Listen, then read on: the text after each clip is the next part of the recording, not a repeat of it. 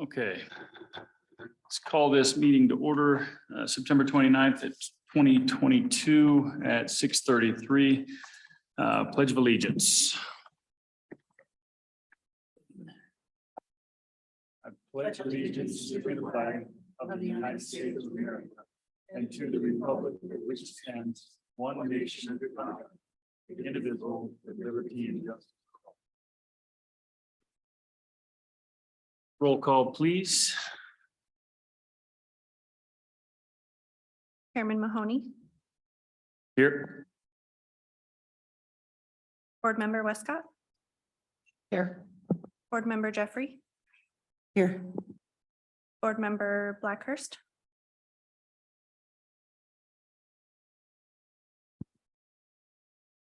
yes.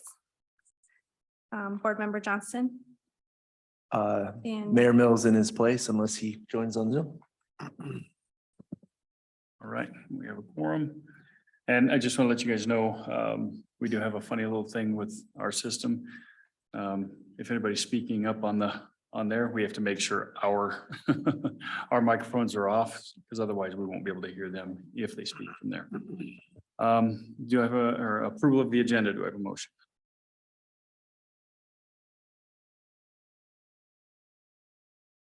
Second. Motion second, roll call, please. Real quick discussion, if I may, please. Could we just correct the spelling of my last name, please?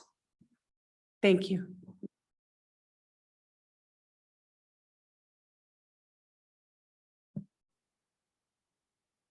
Chairman Mahoney, Here.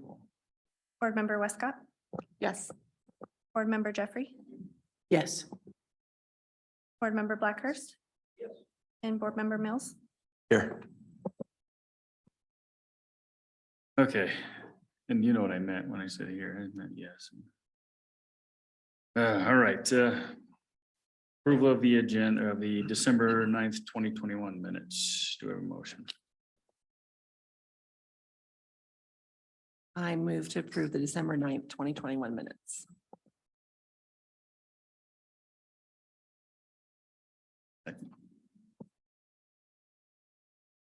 I can second that. Roll call, please.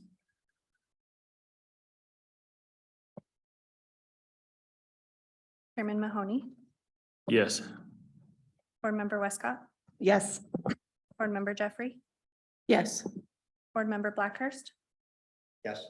Board Member Mills. Yes.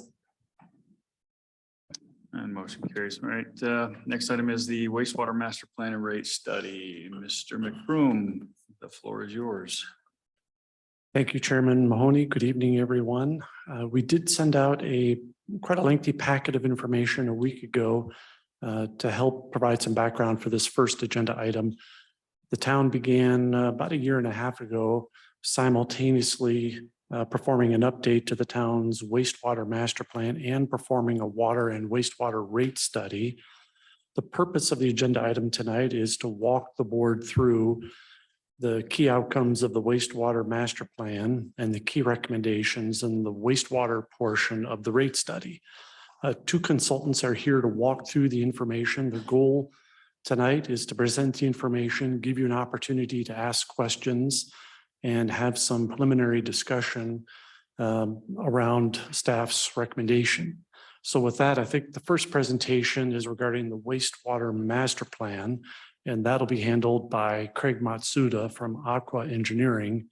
Aqua Engineering is the consultant the town retained to perform the wastewater master plan.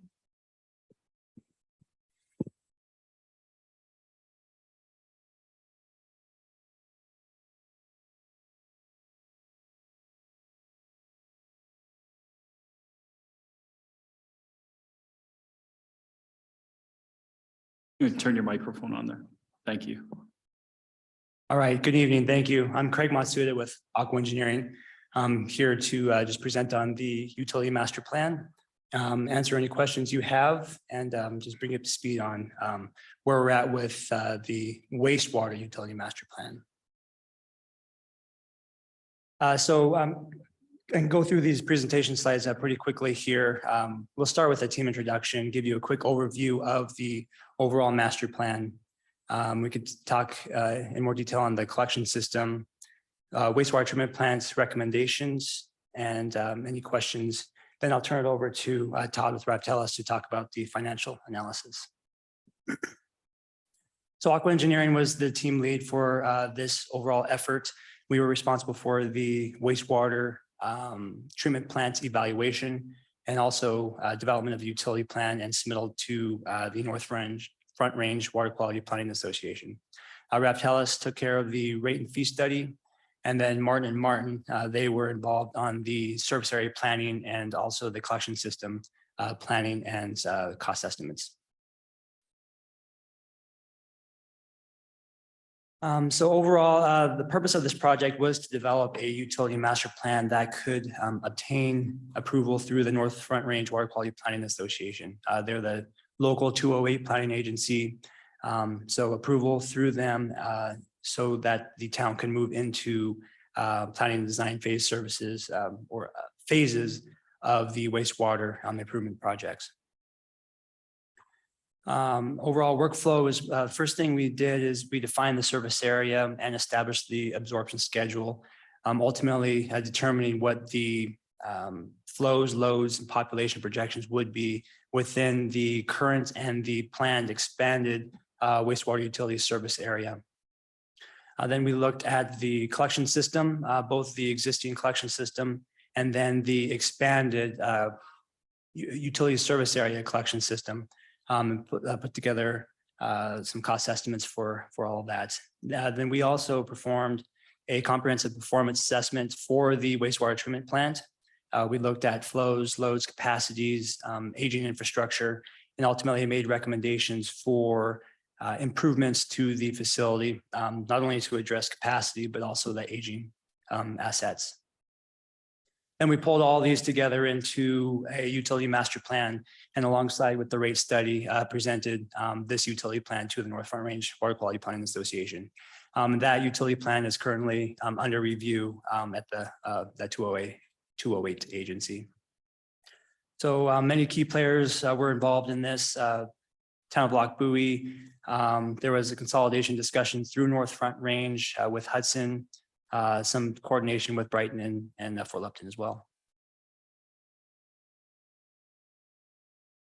So the defining the service area. If you could see in the figure here, there is a green hatch that represents the town of Lochbuie's current service area. And then at the southwestern portion of the figure, you can see the different sections of Brighton that are serviced by the wastewater treatment plant. The orange-red hatch shows the expanded service area. So it is consistent with the town of Lochbuie's comprehensive plan, and it is essentially the proposed expanded wastewater utility service area. And then in the top right there in the purple, that's the town of Hudson service area. The figure on the right is a little bit hard to see, but it's showing the same thing, the expanded WUSA, and kind of what the drainage is and the existing collection systems are looking like. And then a slide upcoming will show and describe what the trunk lines, the sewer trunk lines in the expanded service area look like. In this slide, we're just showing over time what population projections are for the overall service area. The figure on the right shows with the next wastewater treatment plant expansion up to 4 MGD, how far that gets you into the future before another expansion is needed. The two pie charts on the bottom there kind of show the different flows from Lochbuie and Brighton, both on the left, and today is about a 50-50 flow contribution to the treatment plants. And then on the pie chart on the right there in 2042, it's projected that Brighton flows would maybe account for just over a quarter of flows to the treatment plant. Okay, this is a model of the existing collection system. Martin performed a sewer model to identify choke points in the existing system, and through that model, developed a cost estimate for potential collection system improvements. That would be existing collection system improvements. Really, the recommendations here are over the next several years, continue to monitor the collection system and make any necessary expansions to some of those choke points, and also monitor existing condition of those sewer lines.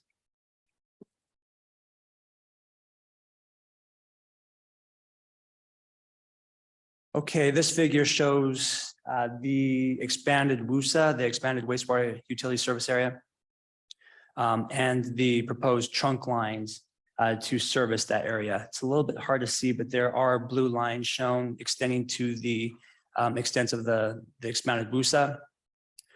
Those trunk lines were located based on topography, what would be what we feel on based on the data is the best collection system for gravity flowing to the treatment plant.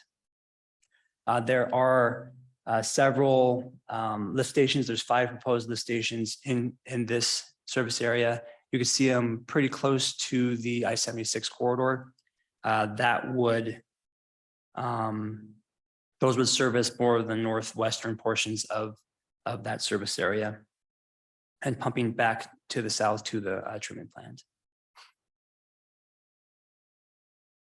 At the wastewater plant, the comprehensive performance evaluation, again, we looked at the age of the assets, capacity, and their ability to meet current and future discharge limits. Several improvements are recommended mainly due to aging infrastructure, but also to address the capacity. So the current facility 2 MGD is proposed to be expanded to 4 MGD. So much of these improvements are to address that additional hydraulic and organic capacity. Ultimately, all these recommended improvements came out to a cost estimate of about $35 million. And so next steps for the treatment plant would be to obtain North Front Range Water Quality Planning Association utility plan approval, site location approval, and get into design and construction. Ultimately plan, for construction completion in the 2025 to 2026 timeframe. I did skip over that. The wastewater treatment plant improvements include additional influent pumping, more treatment capacity in the secondary process. So there would be conversion of the current mixed liquor MLE process up to an A2O process. The addition of an admin building, additional digester volume and treatment, new expanded dewatering equipment, and additional clarifiers as well. So again, we pulled together all these recommendations, collection system improvements and wastewater treatment plant improvements, and we consolidated it all into a utility plan that is presented to the North Front Range. And again, that's currently in North Front Range review now. So that covers the wastewater treatment plant summary. I'd be happy to answer any questions you have. Anyone? I'll leave the floor open if anyone has any questions. No? Don't worry, Mr. Matsuda is not going anywhere. After the presentation on the fee study, you can certainly circle back to the wastewater master plan and ask Craig questions. Thank you. Thank you.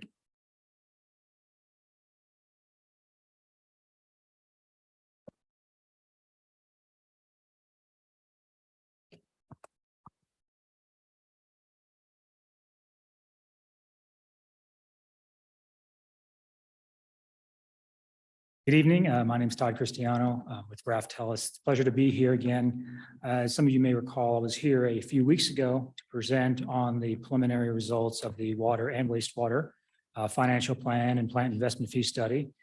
Tonight, my presentation is really focusing on wastewater. And so we're going to walk through some of the goals and objectives of the study and talk about some numbers and some results and how we fare with other communities.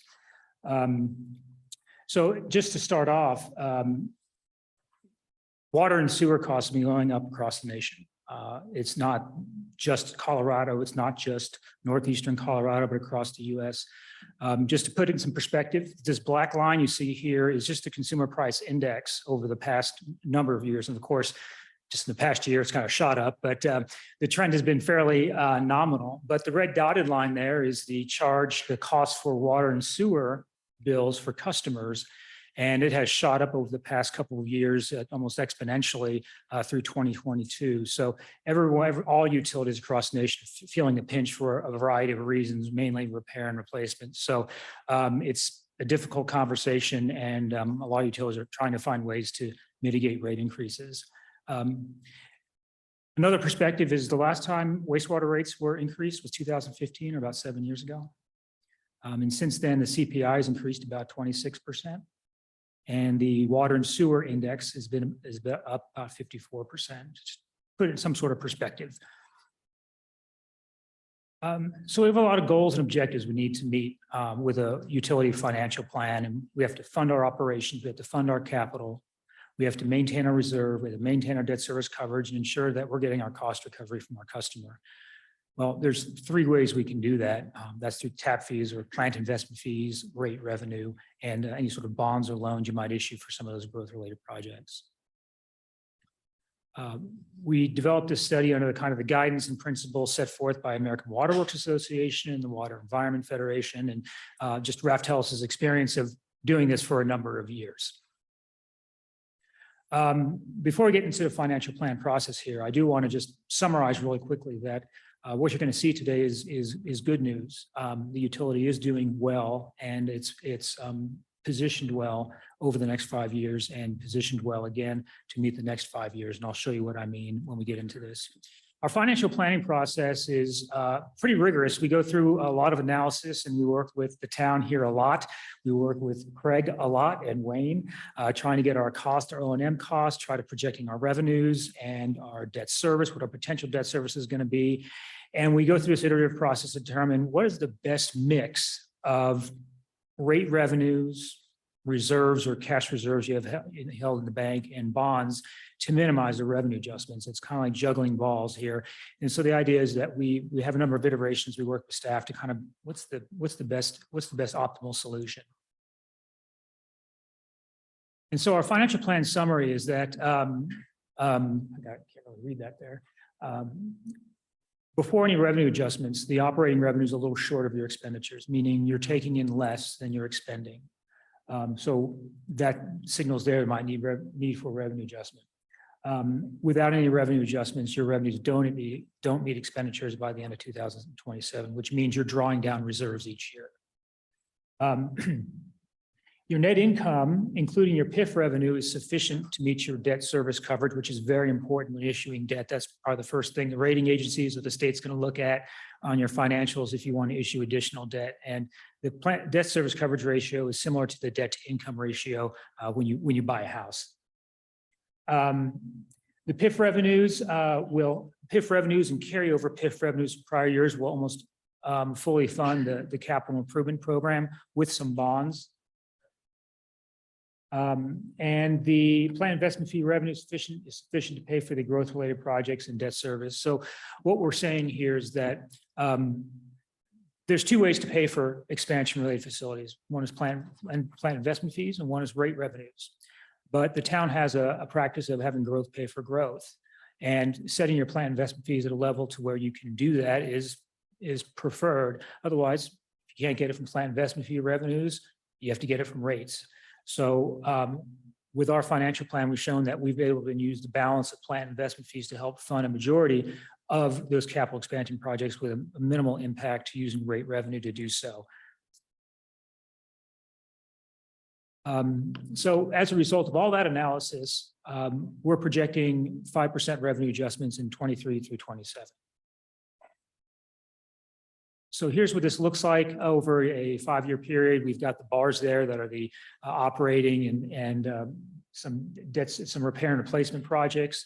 And you can see that the blue line represents the revenues that you're taking in with the 5% revenue adjustment. And the bars represent the expenditures. And you can see that with the 5%, that line is just above those bars in each year, with the exception of 2025, when it dips below a little bit. It means you're drawing down reserves just a little bit. But in 2006 and 2027, you have that little gap between the line and the bars there.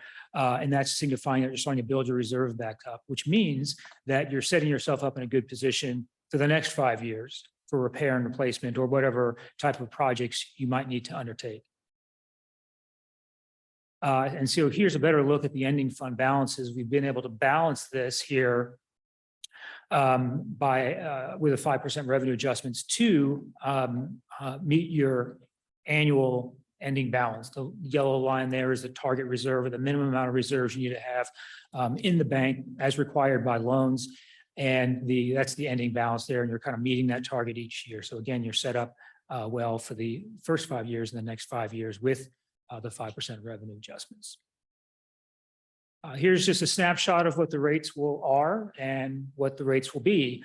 The service charge for residential, for example, is $14.25 per month. You bill on a monthly basis, and that's going to go to $14.96, so under a dollar change. And with the volume charge for the billable wastewater volume, which is about 4,000 gallons a month for residential, will go up from $4.50 to $4.73, 5% increase. Here's what a typical bill would look like under the existing and proposed rates. It's an increase of $1.63 or 5%. And the 5-year annual average is about 72 over the 6-year period between now and 2027 is about a 1.5% increase. Let's take a look at the wastewater utility survey. So we looked at communities around the area that have similar systems of similar size and that sort of thing. And Lochbuie existing and proposed fees are right in the middle here. There's the existing and there's proposed. Now, again, we're looking at 2023 proposed rates in this graph, as well as 2022. All the numbers there are for 2022, with the exception of Brighton. We were able to pull Brighton's 2023 information. So not much movement with the 5% increase. I'll pause right there and see if there's any questions before I move on to plant investment fees. Great. All right, part 2 of the study was looking at plant investment fees. And these are obviously an important component of helping to fund the new wastewater treatment plant and other expansion related projects like the collection system expansion in the WUSA. Obviously, plant investment fees are a one-time charge. New development pays that to tie into the system. There are some state statutes that you have to be compliant with in terms of how you develop the fees. And is required of all new customers within the town for their share of capacity required in the system. And it has to be reasonably tied to the impact of new development, meaning the price you pay has to be reasonably related to the benefit you're getting, right? Rational nexus. And the fee is really based on the value of the utility's capacity. So we look at the value of the system and the capacity it can serve and look at that on a unit cost basis and apply that to a demand value for a 3/4 inch meter to come up with the fee. So it's based off of engineering data, and Craig was able to provide a lot of that information for us on the wastewater and collection system plant investment fees. So the calculated fees, and I'll talk about calculated, that's what we calculated, then there's the existing fees. The calculated fees represent the current replacement cost of the facilities as if you were buying them today. And those dollar amounts are based on information provided by Craig and his group there. So we relied on their engineering estimates to help develop the wastewater treatment plant fee and the collection system fee. There we go. Now, the fee schedule for larger meters, right now the town assesses the plant investment fees based on water meter size, like a 3/4 inch or 1 inch and 2 inch and so on and so forth. And if you look at the schedule, the proposed schedule, I'll show in just a moment, that some of the fees are going up, some of the fees are going down. Well, why is that? And I'll get to that in just a minute. So the way we set this up with the plant investment fees is that we've designed them to recover the cost of growth for each new development coming in based on the value of the new facilities that are coming online and the capacity of those facilities and the demand requirement for each one of those 3/4 inch equivalent customers. So here's the schedule for the wastewater treatment plant. You can see that the 3/4 inch goes up a little bit, but some of them go down as well. Well, in the current existing fees, there's what's called a meter ratio. And that is what you use to scale the plant investment fees for larger meter sizes. So currently, you've got the current plant investment fee, and it's scaled by the meter ratios, though, in there in the second column. Traditionally, when we look at a plant investment fee assessment schedule, and we look at what kind of meter ratios to use, we usually go off the American Water Works Association safe allowable continuous capacity of the meter. And on the left there, towns were just slightly different than what AWWA has published and what we've used in the past. So we made that adjustment to recognize the capacity ratios as published by American Water Works Association based on meter size. So that's why there's some differences and why some went up and some went down. Now, a majority of your meters are 3/4 inch. I think you have just maybe a handful of 2-inch meters. So it's really the 3/4 inches is probably more than 75% of your total meters.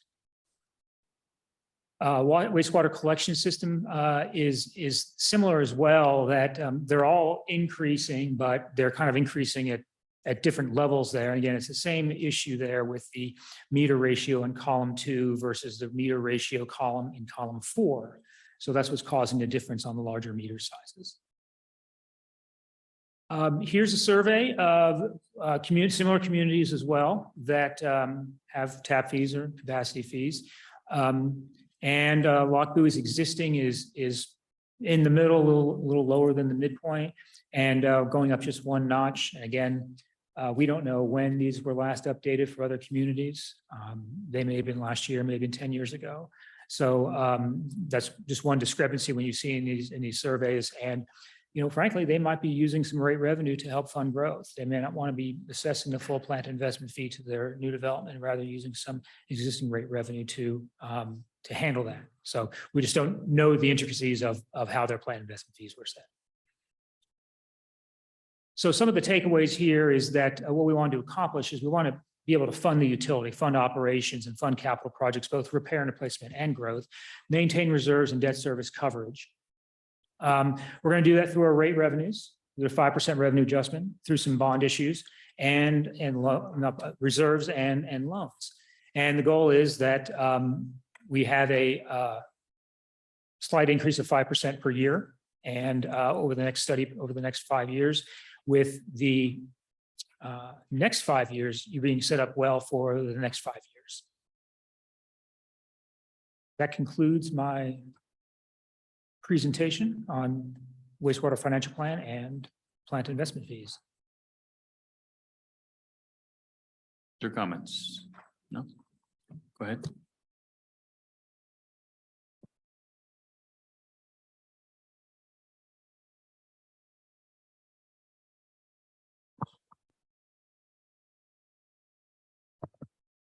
There's a light go, oh, that's on, thank you.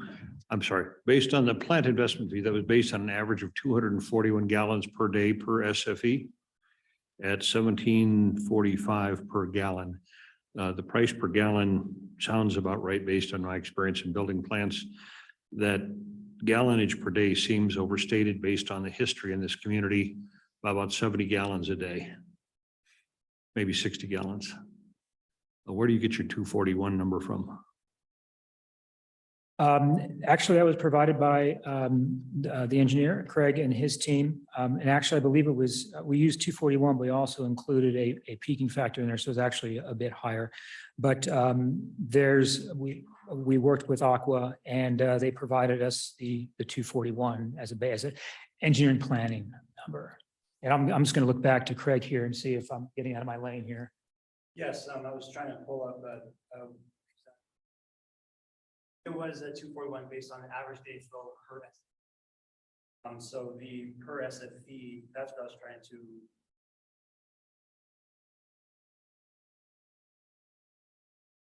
per household. People per household. Yeah.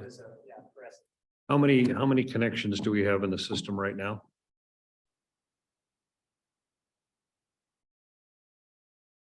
Both Brighton and Lochbuie. Yeah, in terms of SFPs, it is at 52. And the peak daily flow? Had our peak daily flow set at 357.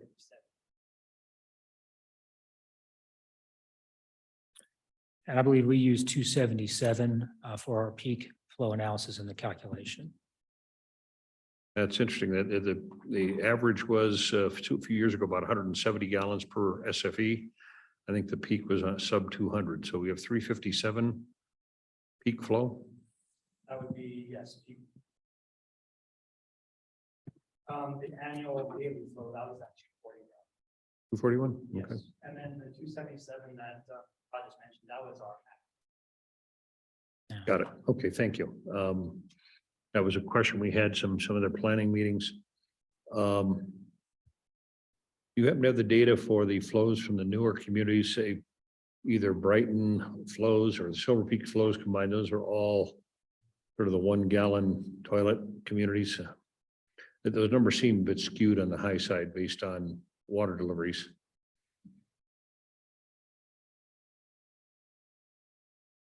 We have right here just the number.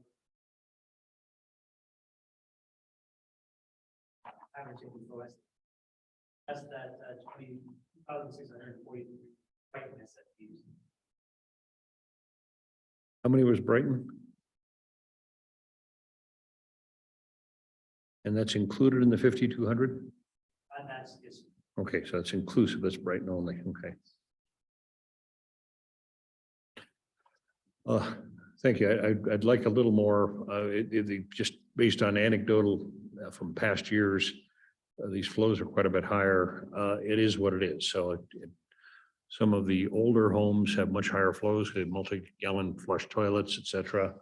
The 1 gallon toilets typically have resulted in sub 200 daily flows. So that's why the number, and I think growth should absolutely pay its way. So we want growth to pay its way. It seemed to be a bit on the high side. The dollar per gallon smell about right based on our experience as well. So I was just dealing with the gallonage. The second question I had before I get off that, did anybody else want to ask about that topic? I don't want to move on to the connection fees until. My question is pretty direct. You have 2 charts here. One of them indicate wastewater treatment plant investment fees, and it's indicating that the current fee is $4,725. But the chart over here that you gave us here indicates a PIF survey indicating $7,264. That is correct. The graph, the chart here, I'll just back up to this real quick. That includes collection and wastewater treatment. So the 8,000. So if you added. So that isn't, it says PIF, but it really is more than the PIF. Well, they're both planned investment fees. What's not on the title of the slide is that it say wastewater treatment and collection PIF. So sorry for the confusion there, but it's both the wastewater treatment plant investment fee and the collection plant investment fee. Now it makes sense. Yeah, it's a mouthful. Question. Historically, you've got a $3,900 fee for future lines contemplated. Under the existing wastewater service agreement, I don't believe a collection fee is to be charged either Silver Peaks or Brighton. And the initial collection fee was to deal with the maintenance and repair of, say, lines in Old Town. With the exception of the short segment of line from the old plant to the new plant. I'm not sure Lochbuie's ever built a sewer line. So you have a $3,900 fee in there for building lines at Lochbuie. And frankly, I don't think Brighton ever builds sewer lines either. Those are built by the developers typically. And it seems that fee, if the lines are built by the developers, would be double dipping. And I think the fee concept makes sense if it's a way for those who build the lines to get rebated the cost. So 25 years ago, the lines servicing much of this community, the water line and the South BB lines were built and reimbursements are in place for those. I anticipate as the town moves north or east, whoever asks for service will need to build those outfall lines. It seems that imposing a fee within the existing community for building outfall lines is burdening the existing community with fees that have nothing to do with their needs for future growth. So would the 3,900 fee be, I think it's a fair projection of costs, but would that not be broken down more appropriately in planning areas? Or, unless the policy changes for these lines to be built by the affected communities or the benefited communities to be reimbursed out of fees collected from those using the line, as has been the case. I can answer part of that question, and then I might turn it over to Brian in terms of a policy. The way we calculated the $3,900 was we, again, relied on working with the engineering group there. The costs associated with the $3,900 were the major new trunk line facilities in the wastewater utility service area, WUSA, looking at the 10-year boundary and saying, what are those new facilities, trunk lines and things that need to be built within the next 10 years and what's the capacity that's going to serve. So that's how we approach the collection system fee. I'm not, in terms of reimbursements and things, that's, I'm not sure how that works with the town, but we just, sure, they can certainly be reimbursed, they pay the fee, but. Brian, or maybe, I think the methodology is not invalid at all. Oh. You have an extension area. Yeah. There are substantial costs. Pipe costs have gone crazy the last few months. They're getting down to normal again, or closer to normal. They're not quite back to normal, but they're getting closer to normal. But as I'm unaware of any major sewer line being built by either community. Those are always built by the developers. And having a fee for that seems inappropriate.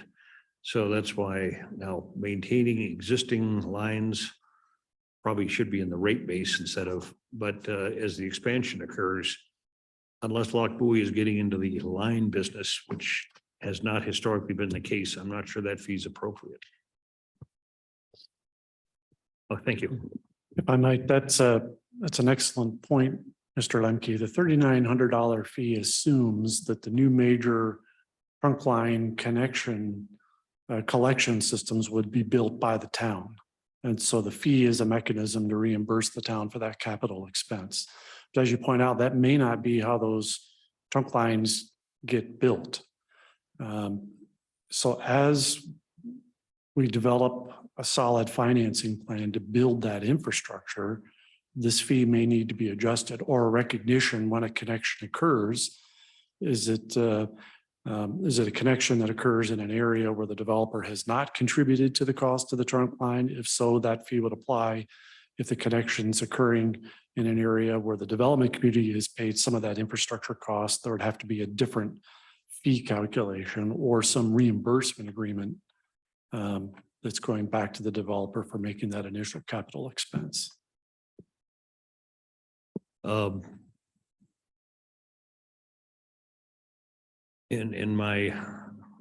was joking around with the city manager today.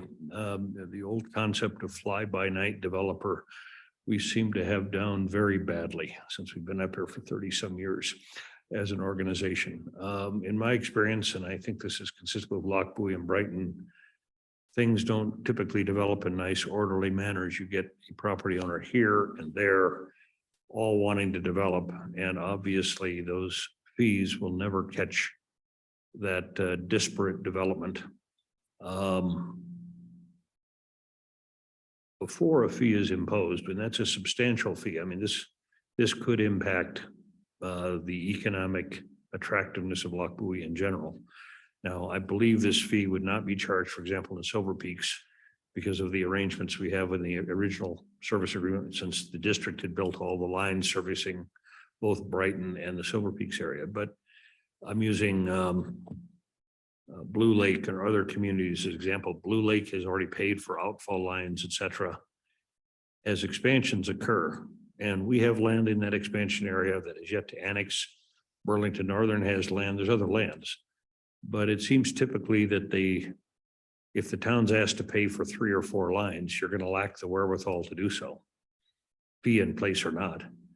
And ultimately, either you have to pick favorites, which is not typically good government, or in the alternative, have the developers build the lines, which has been the pattern in both communities for the last 35 years.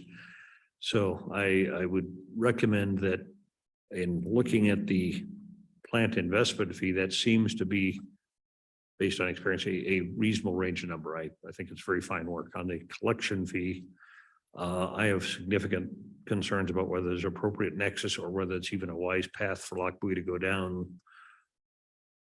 Committing to build sewer lines, I'm guessing you won't be able to keep up with the demand if it's your checkbook. Whereas development now, but typically I'm using an example. If somebody wanted to develop, say, off of Road 10 on the northwest corner of the planning area, typically what would occur is they would say, gosh, we can't build a 4-mile gravity line. Can we put in a gravity system serving our community and then a force main down to whatever the nearest line is? Typically, and this has been the case in this area, that would be approved on an interim basis, but they would then be paying a connection fee per house to build the line uphill, and everybody in that area would contribute to build the gravity line uphill, and they'd get no credit for the force main. That's sort of what we did in 1997 when we opened up Lochbuie had a sewer plant out of compliance, and needed to we didn't know where the future plant would be, so we built a force main and combined gravity system to just south of Road 2, and then a force main from that point. Collected the fees. Once we figured out where the plant was going to go, built the gravity line to the plant. And I think that may be the process that keeps Lochbuie, if I can suggest, out of harm's way on having demands on the city budget for building lines, and not collecting a fee that might otherwise either unduly burden places like Blue Lake or result in games being played by those seeking favor. So I would like to ask strong consideration whether that fee should be in place as conceived, rather maybe an extension requirement by the development. And then if somebody puts in a gravity flow line that services other areas, they get reimbursed. In that event, a fee can be calculated or a flat fee can be imposed, not unlike the water fee that's already in place to reimburse for the cost of that line. Thank you. May I ask a question? Go ahead, Maureen. I just want to make sure I'm following Mr. Lemke's discussion there. Are you talking about a separate collection fee that is different than, in other words, I don't know that the sewer board weighs in on the collection fee. That is a Lochbuie specific fee. Isn't that correct, for the collection system within the town? I believe you are correct, Maureen. Certainly, Mr. Lemke's point is well taken, but you're correct. It wouldn't be the sewer board's authority to approve that collection system PIF. Okay, I just wanted to make sure I was understanding that, because I thank you, Mr. Lemke, for those comments. And I think that's something that the town board will definitely need to take under consideration when it sets the collection PIF. But this board, the sewer board, won't be involved in setting that fee amount. So I just want to make sure I was tracking that conversation. It actually was unclear in terms of the reports because it was part of the consolidated report, and Brighton has land south of Road 2, could arguably have land north of Road 2 eventually, land yet to be annexed. And whether if it only applies to Lochbuie, then that would appropriately be a town council issue only and would not deal with the sewer board.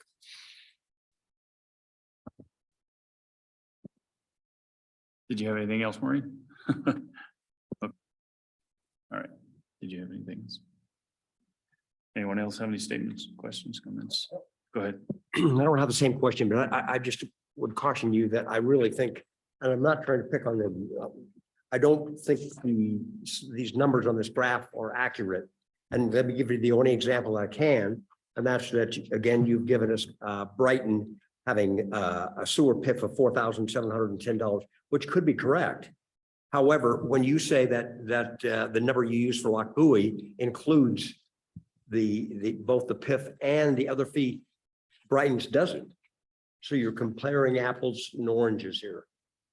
The fees, and I don't know how the other communities play into it, but since we obviously look at both Brighton and Lochbuie, it would be helpful to be a little more accurate in that. If I might weigh in, Board Chair, Board Member Blackhurst, you make a very good point.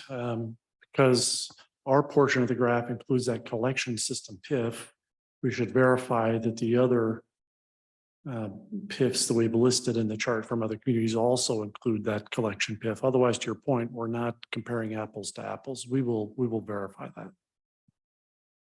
And if it's incorrect, we will update the chart, certainly. Thank you. Anyone else have anything else? Go ahead.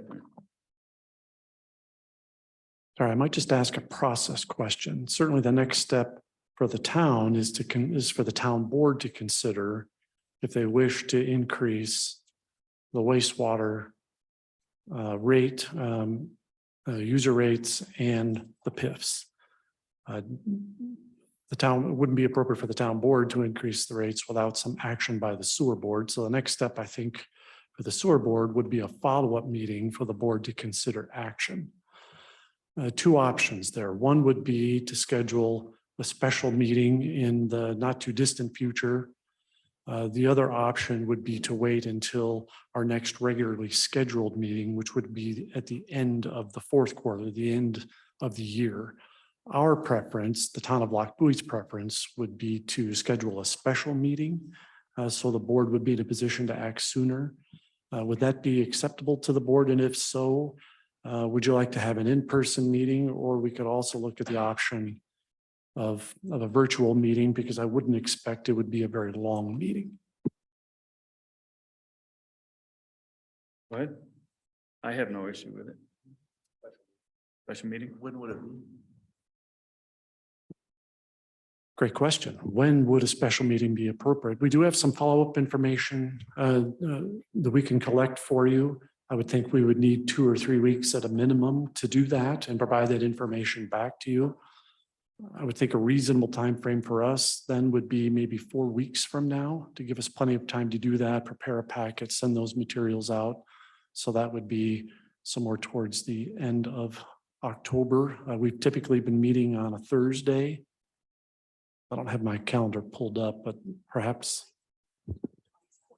October 27th. Well, the 27th, Weld County has a meeting with all the towns. Very good. How about the following Thursday? 3rd of November. November 3rd. Works for me. I will need to send Josh as an alternate. I'll be out of the state at the time, but I would want to, obviously, I agree with having a special meeting and expediting it, or Josh could be in person. I could attend by Zoom as well. So that would work as well. Given that it would be a fairly short meeting, I think a virtual meeting might be simpler for everybody. Without any objection, we'll plan to schedule a short virtual meeting on November 3rd. If I can ask the board's indulgence, I had one more question about the user fees. Now, part of this is my libertarian soul tries to keep governmental costs down, and the monthly fees charged to the citizens of Lochbuie and Brighton are on the high side. They're not objectionably high, but they're on the high side. Question I ask of the engineers: for years, the plant has lacked dewatering mechanisms, I believe, and substantial costs are imposed on hauling off solids that might otherwise be compacted and reduce cost. On the upcoming expansion, a dewatering facility is definitely in the mix. And can be, I would speculate, could be designed and installed now for the future plant, because that would not require a 308 approval process for dewaterer. And would that reduce the monthly charges so that the rates either wouldn't need to go up or might even decline if a small capital expenditure is made now?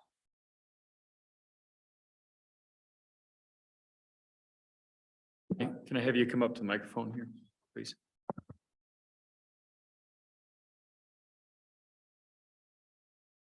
So some background on the planned dewatering improvements. There is a dewatering rotary press out there right now. The proposed dewatering system would be a new building with new dewatering feed pumps and a new a second dewatering skid.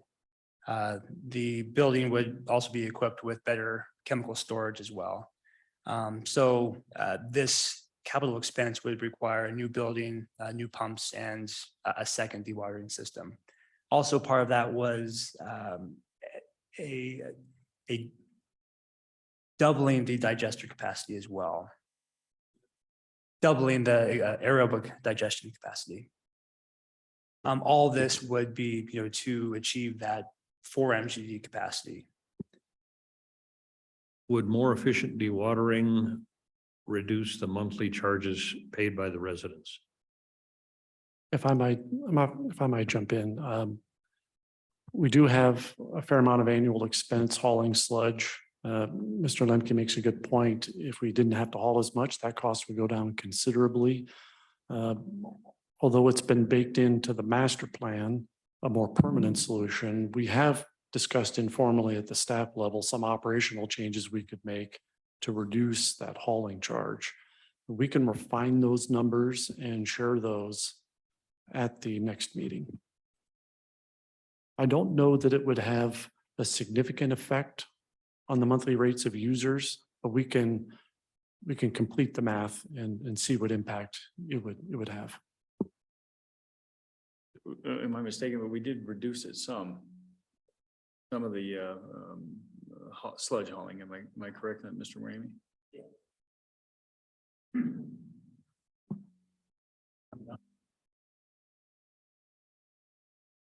Well, he's quick with the finger. When we first were hired in 2012, the town was spending about 310,000 a year. Our budget is about 125. I think this year we'll probably do a little bit more.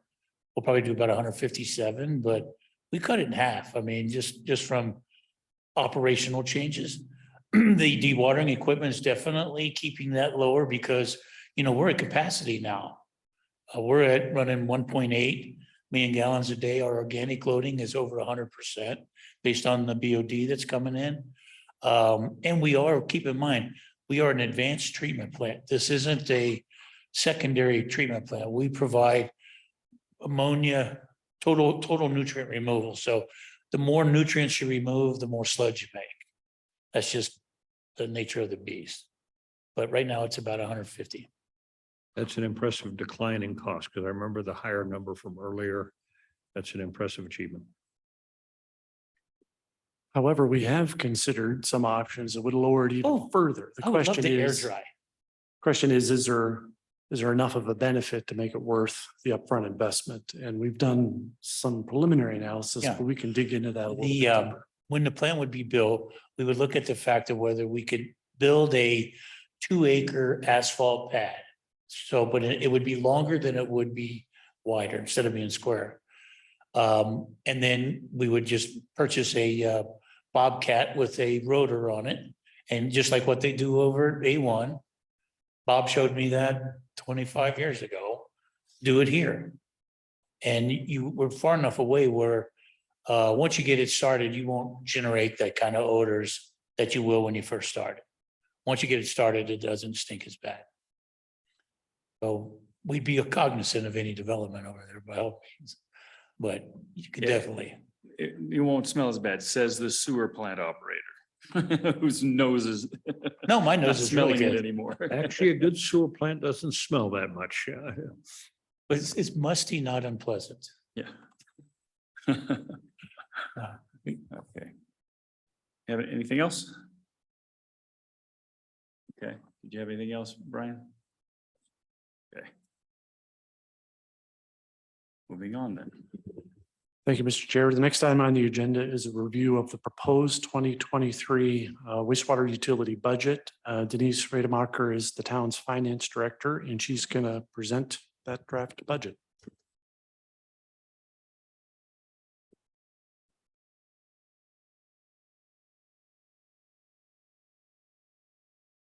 We'll wait for it to come up here.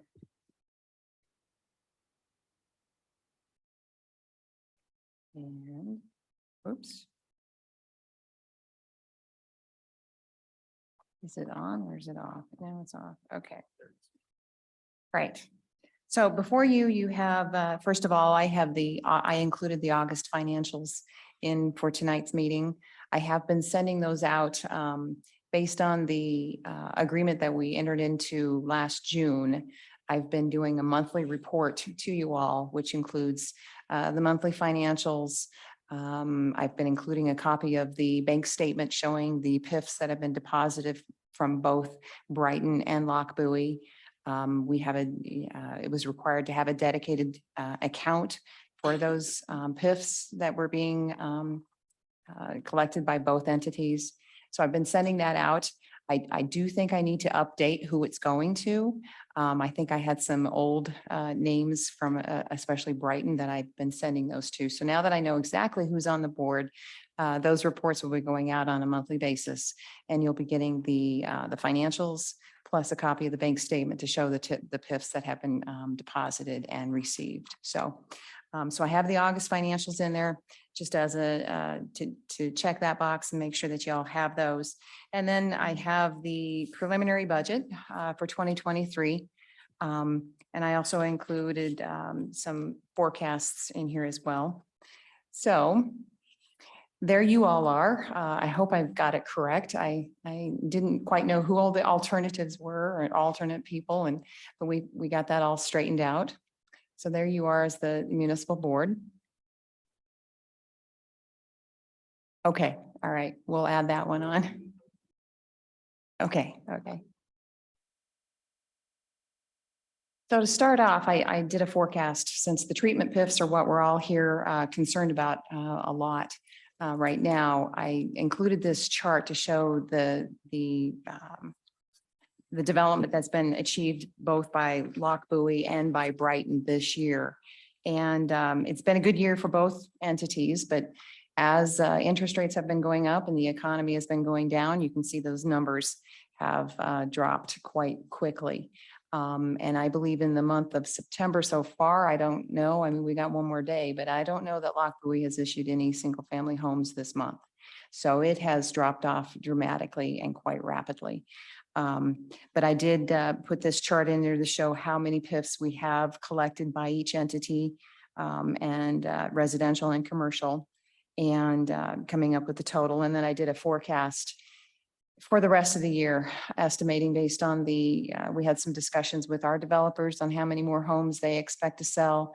And I did reach out to Brighton staff, their planning staff, to try to get an idea of how many they think may still be achievable this year, to come up with the numbers that are in that slide. So it's been 2022 has been a good year. We almost meet in Lochbuie, we almost met our forecast for our budget of 200 homes.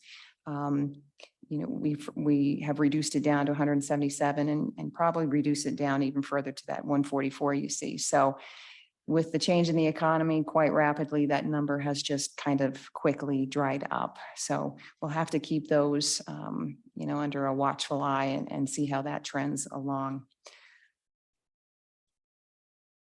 For the 2023 budget, as you all know, we're going to start doing the design for the expansion of the wastewater treatment plant, which is what we just heard from our two consultants. That will begin in 2023. And I do believe we anticipate that it will take the entire year for the design of that expansion. Is going to be quite a large expansion. It may even go into 2024. We're not quite certain of that, but it will start in 2023. And obviously we will continue to, maintain and keep the operating of the plant the repairs and maintenance going on. Ramey Environmental does a lot of that work for the town of Lochbuie, as you all know, and they will continue to do so in 2023. Included in the proposed budget that's ahead of you tonight are some estimates. Again, we're estimating about 175 homes. That may go down again between now and December as we hear from our developers to see how things are shaking out in the economy. Same with Brighton. I'm going to keep in touch with their planning department to see what their, if their forecast changes from that 150 and 175 for the town of Lochbuie. So those numbers will greatly affect, as you know, the budget, because that'll be affecting our PIFs that we collect and all the fees associated with the development. Included in the budget that's before you tonight is that recommended 5% user rate increase, but that's of course pending board approvals. The treatment PIF increase is also included, and I believe that was a slight increase on the treatment side of $105 per PIF. Ramey Environmental, as I already mentioned, will remain the operator in charge. We have incorporated the increased costs that everybody's undergoing right now, especially in the chemicals. Those have gone up quite a lot. The sludge hauling, as we were just discussing, has increased, as has the grease hauling. And obviously wages and benefits for personnel. That seems to be an item that's going up as well. I've already mentioned we'll be beginning the wastewater plant design in 2023. And in 2023 budget, there is just a few projects listed for capital outlay. And I mentioned those there. And I think those total maybe $84,000. So not a lot of capital projects. We're mostly going to be focused on getting the design done for the expansion of the plant. And administrative expenses kind of did a guesstimate of an increase about 10% over 2022. The next couple slides, I've just basically broken down the sources of funds for the wastewater fund. Most of them are coming in, as you can see, from the PIFs that are collected, and that's the collection and the treatment PIFs, both PIF. The user fees are the next amount, and then the Brighton flow, that's the amount that you all pay, the city of Brighton, that you pay on a monthly basis to the town, Lochbuie. And then the collection PIF, actually those are broken out, the treatment and the collection, and then the other fees that are collected, whether that be interest and things like that. Uses of funds, as you can imagine, most of it goes towards operations.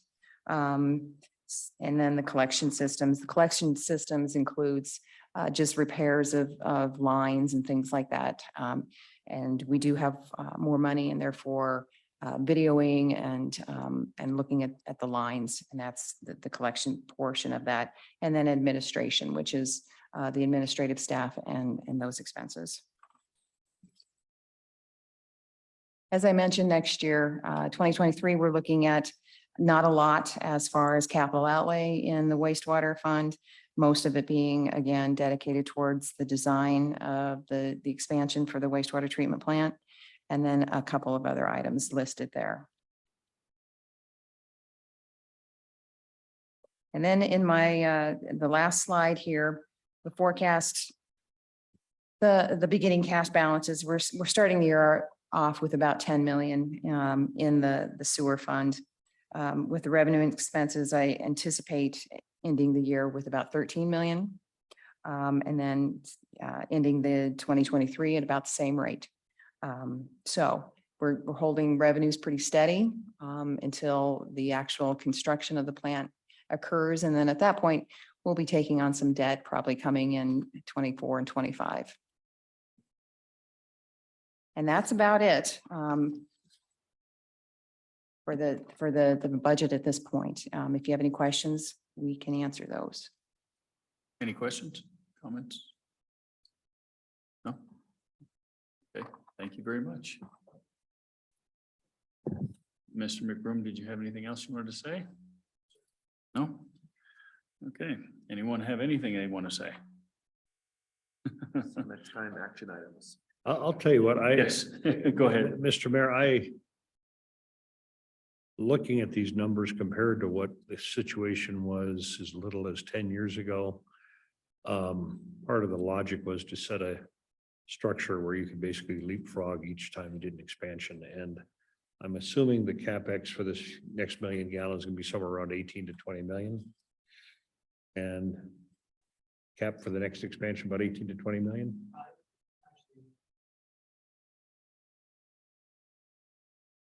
Okay, for 2 MG. If you're doing the full 2 MGD, that's quite an expansion, but if we are doing only one, you virtually have the money to fund the one sitting in the bank. And that's a huge change over where Lochbuie was 20 years ago. And it's quite commendable. Yes, I agree, and thank you. We're pretty happy to see that. We got good staff in place. But anyway, no one has anything else? Go ahead. Do we need to make a motion to publish the proposed budget? Go There ahead. is a recommended action. Yes, so the budget does need to be presented and published by October 15th. So I believe that in the AIS that I had submitted that we do require a motion to publish as presented tonight for the October 15th deadline. And then I assume we'll be doing one final one before the December final budget approval.